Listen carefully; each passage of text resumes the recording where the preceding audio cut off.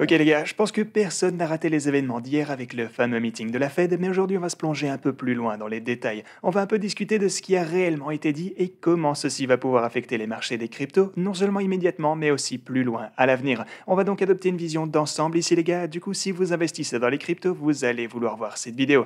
Alors, lorsque la crypto était une classe d'actifs bien plus jeune et plus petite, elle était bien plus isolée également et avait tendance à être moins affectée par la finance traditionnelle comme on la connaît, mais ce n'est maintenant plus le cas, comme vous le savez, je pense. Alors que de plus en plus d'acteurs institutionnels du système financier traditionnel sont entrés sur les marchés de la crypto au cours des quelques dernières années, nous avons vu les cryptos devenir plus corrélés aux marchés boursiers et plus réactifs aux événements et aux actualités commerciales qui arrivent tous les jours. L'un des exemples les plus notables de cela, c'est peut-être la façon dont les marchés des crypto-monnaies sont affectés par les actions de la Réserve fédérale américaine. Malheureusement, de nombreux investisseurs en crypto ne savent pas qu'ils doivent prêter attention à ce qui se passe sur les marchés traditionnels et même s'ils en sont conscients parfois, ils ne savent pas exactement quoi chercher et à quoi être attentifs. C'est pourquoi aujourd'hui dans cette vidéo, j'ai décidé de prendre un peu de recul afin d'examiner le côté macro des choses afin qu'on puisse tous être des investisseurs plus complets et mieux informés à l'avenir. Plus précisément, on va un peu examiner ce que la Réserve fédérale américaine, ou la Fed donc, a annoncé lors de la réunion du FOMC hier et comment les décisions prises au cours de celle-ci affecteront les marchés au cours des quelques prochains mois. Avant de commencer avec tout ça, cependant, assurez-vous de vous abonner et d'activer la cloche afin de ne pas manquer d'autres vidéos comme celle-ci à l'avenir, ainsi que tout le reste du contenu que je publie ici sur cette chaîne. Alors, pour commencer, je voudrais vous montrer à tous ce graphique qui présente premièrement le Bitcoin ainsi que deux des indices boursiers américains les plus populaires, le S&P 500 et le Nasdaq 100. Comme vous pouvez le voir ici, depuis le début de cette année, ils ont généralement montré des tendances allant dans la même direction, mais le Bitcoin, lui, a eu tendance à avoir des mouvements plus importants en termes de pourcentage. Si vous avez déjà entendu parler du Bitcoin comme ayant été un bêta élevé sur le marché boursier, ce modèle se déplaçant dans la même direction mais en allant plus loin est ce à quoi les gens faisaient donc référence. C'est aussi ce qui fait du Bitcoin un atout attractif à trader auprès de certaines institutions. En effet, s'ils croient savoir dans quelle direction le marché va pouvoir se diriger, ils peuvent alors se mettre à trader du Bitcoin à la place afin de capturer un mouvement plus important.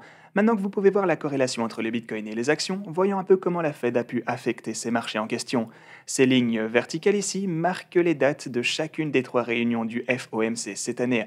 Pour clarifier, le FOMC est la partie de la Réserve fédérale américaine qui décide du taux d'intérêt et gère également d'autres opérations d'open market, mais on y reviendra un petit peu plus tard car en fait l'objectif principal de ces réunions concerne bien sûr le taux d'intérêt comme on le sait.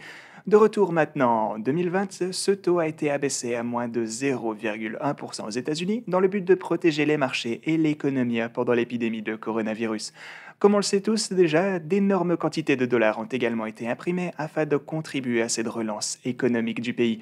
Cependant, maintenant que les choses sont en train de revenir à la normale, les États-Unis connaissent, comme on le sait, une fois encore une inflation importante à la suite de ces actions, et cette inflation est le principal catalyseur de la Fed afin d'augmenter les taux d'intérêt cette année. Malheureusement, cela affecte négativement les marchés boursiers. Ça aussi, on l'a vu. Comme pour tous les sujets que je vais aborder aujourd'hui, vous pouvez faire évidemment davantage de recherches si vous voulez approfondir votre compréhension, mais en bref, lorsque les taux d'intérêt augmentent, les consommateurs vont moins dépenser, ce qui nuit à la performance des entreprises et fait donc baisser le cours de leurs actions.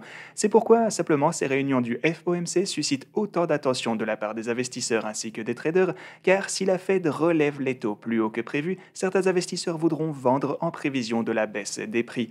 D'un autre côté, si le taux d'intérêt n'est cette fois pas augmenté autant que prévu, alors les investisseurs cette fois achèteront car les actions pourraient être sous-évaluées à ce point. Quelque chose d'intéressant qu'on a vu jusqu'à présent cette année, c'est que lorsque la Fed augmente les taux de la manière qui a été prévue, on a vu les marchés augmenter. Le raisonnement général pour cela est que les marchés ont intégré ce taux attendu avant que le taux réel ne soit vraiment annoncé. Par exemple, lors de la réunion qu'on a pu voir arriver hier, eh bien, le président de la Réserve fédérale avait publiquement discuté d'une augmentation du taux de 0,5% ou 50 points de base. De retour sur ce graphique, on peut maintenant voir qu'au début de la réunion, les marchés avaient une tendance à la baisse afin d'enregistrer cette augmentation, mais immédiatement après l'annonce que l'augmentation serait de 0,5% et non plus élevée, ils ont clôturé avec la meilleure performance qu'on a vue depuis mai de 2020. Alors, ce que vous vous demanderez peut-être maintenant, du coup, c'est qu'est-ce que la Fed a prévu de faire pour l'avenir? Jusqu'à présent, 2022 a été marqué par une grande incertitude. Entre les réunions, la Fed a fait des allers-retours entre la question de savoir si elle avait besoin d'actions plus drastiques afin de lutter contre l'inflation ou si au contraire elle devait ralentir pour ne pas nuire au marché. Eh bien, une bonne partie de cette incertitude a été dissipée lors de la réunion d'hier alors que la Fed a révélé un plan provisoire pour le reste de cette année.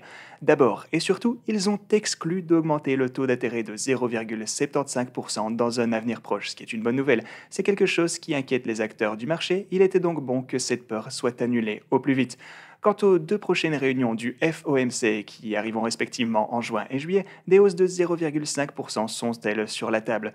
En dehors du taux d'intérêt, une autre responsabilité importante de la Fed concerne ses opérations d'open market.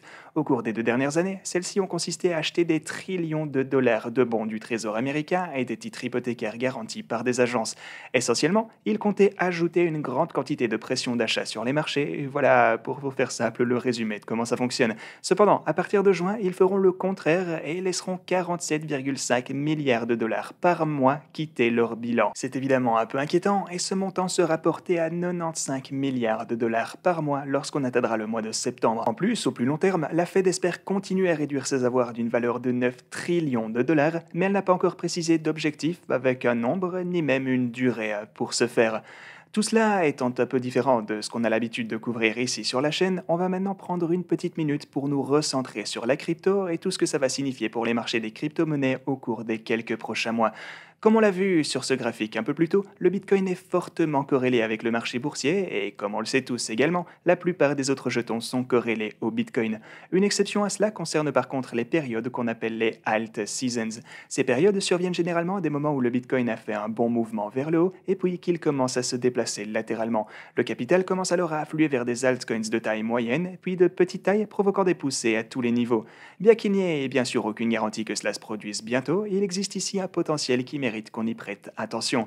Un grand nombre d'altcoins ont déjà retracé 80% ou plus à partir des sommets qu'ils ont pu atteindre l'automne dernier. Sur les marchés traditionnels, il y a également eu des retracements importants parmi plusieurs actions, même parmi les principaux secteurs tels que la technologie. Maintenant qu'on a vu disparaître une grande partie de la certitude sur ce qui va pouvoir se passer au cours des quelques prochains mois, il ne serait donc pas surprenant de commencer à avoir une certaine reprise sur les marchés traditionnels, ainsi que par conséquent avec le Bitcoin. Si cela conduisait à une poussée, puis à une période de consolidation pour les marchés traditionnels et le Bitcoin, cela donnerait alors aux altcoins un peu de temps pour briller. Bien qu'il reste encore à prouver que la crypto est dans un marché baissier au plus long terme, comme on a pu le voir par le passé, si on jette maintenant un coup d'œil au marché baissier qu'on a pu voir précédemment, eh bien on peut constater qu'il y a encore des montées au court terme et des tendances haussières. Il va donc sans dire qu'il y avait encore énormément d'opportunités si vous y étiez préparé. Bien sûr, si vous souhaitez être tenu au courant des altcoins les plus tendances et de ce qui se passe sur les marchés, alors vous êtes au bon endroit car je m'assurerai de couvrir tout ce que vous devez savoir à l'avenir. Mais ouais, on va vraiment, je pense, voir d'énormes opportunités pour les altcoins à l'avenir, j'en suis presque certain. Ce n'est simplement qu'une question de temps de toute façon et on fera de notre mieux pour vous communiquer ces infos en temps et en heure. Par contre, une autre chose dont je veux vous parler aujourd'hui est le sponsor de cette vidéo et il s'agit d'un projet intéressant et passionnant appelé Transient. Transient est un marché mondial d'app qui agit comme un intermédiaire entre les transactions en chaîne, hors chaîne et multi-chaîne. Ils utilisent des smart contracts ou contrats intelligents sans code de nouvelle génération afin de permettre à quiconque d'utiliser leur service et de connecter la blockchain à la crypto à la technologie traditionnelle comme jamais auparavant. Comme vous pouvez l'imaginer, ce type de service a un très large éventail de cas d'utilisation potentiels, mais aujourd'hui je voudrais me concentrer sur le propre produit de pool de prédiction de sous-marque de Transient qu'ils appellent Splash. Splash permet à quiconque de créer ou de rejoindre des pools de prédiction couvrant des sujets tels que les prix de crypto-monnaies, l'e-sport ou même les sports traditionnels. Si vos prédictions sont correctes, vous remporterez alors une partie du pool composé des entrées de chacun.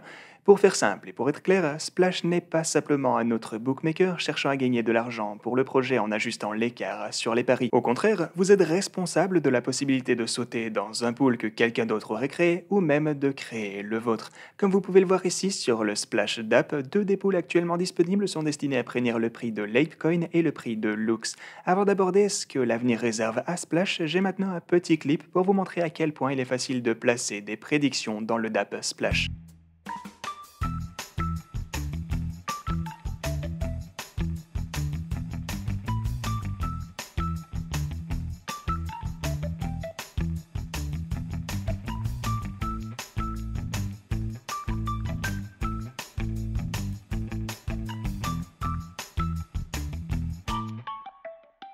Les poules de prédiction e-sport seront mises en ligne au cours de ce mois et prendront en charge certains des jeux les plus populaires tels que Dota 2, CSGO et League of Legends. Alternativement, il y aura la possibilité de créer des poules privées où vous pourrez défier vos amis en tête-à-tête. Après la sortie des poules e-sport, il y aura également la sortie des poules pour les sports professionnels en juin. Il existe déjà un énorme marché pour les paris sportifs et les pronostics, du coup cette fonctionnalité pourrait générer énormément de demandes pour Splash lors de sa mise en ligne.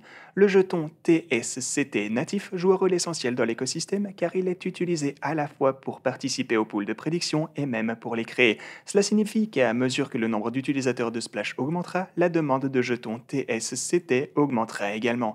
Si vous souhaitez en savoir plus sur Transient et Splash ou même essayer leurs produits par vous-même, eh bien vous pourrez le faire via les liens que vous trouverez dans la description. Et aussi, davantage de dApps vont être développés par Transient, il ne s'agit que de la première à être disponible. Mais oui, quoi qu'il en soit, j'espère que vous avez tous apprécié cette vidéo et quant à moi, je vous dis à la prochaine.